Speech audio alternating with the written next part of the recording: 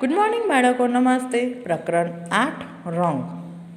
આપણી આજુબાજુમાં વિવિધ પ્રકારના રંગો હોય છે બાળકો, તમને ખબર જ હોય છે. તો આપણે મુખ્ય રંગો કેટલા હોય છે તેની થોડીક જાણકારી લઈશું અને રંગની ઓળખ કરીશું.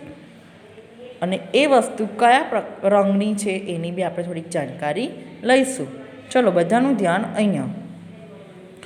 સફેદ રંગ. તો સફેદ રંગનું શું હોય બાળકો? દૂધ. દૂધ તમે બધા પીવો છો ને બાળકો, તો એ કેવા રંગનું હોય? સફેદ. ત્યારબાદ કાળો.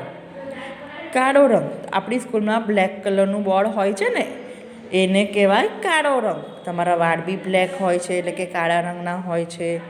ત્યારબાદ વાદળી રંગ. વાદળી રંગનું શું હોય બાળકો? આકાશ. શું હોય? આકાશ. ત્યારબાદ લાલ રંગ. કયો રંગ? લાલ. તો લાલ રંગનું તો સફરજન, ટામેટું, દાડમ, ઘણી બધી વસ્તુ છે એ લાલ રંગની છે. એને કયો રંગ કહેવાય? લાલ રંગ કહેવાય. ત્યારબાદ લીલો રંગ.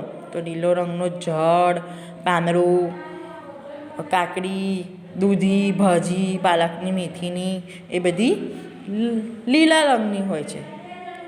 કેવો રંગ હોય છે? એ લીલો રંગ. ત્યારબાદ પીળો રંગ. તો પીળા રંગનું શું હોય બાળકો? લીંબુ. શું હોય? લીંબુ. એનો રંગ કેવો હોય? પીળો. ત્યારબાદ નારંગી રંગ. નારંગી રંગ મોસંબી આવે છે ને, એ ગાજર, એને શું કહેવાય? એ કયા રંગનું કહેવાય? નારંગી રંગનું. ત્યારબાદ જાંબુડિયો રંગ, એટલે કે જાંબુ આવે છે એ જાંબલી રંગનું હોય છે. ત્યારબાદ રીંગણ.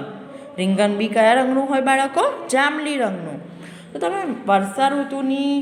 વર્ષા ઋતુ આવે છે ત્યારે તમને દેખાય છે આકાશની અંદર મેઘધનુષ હોય છે. તો મેઘધનુષમાં કેટલા રંગો હોય બાળકો? 7 રંગો હોય.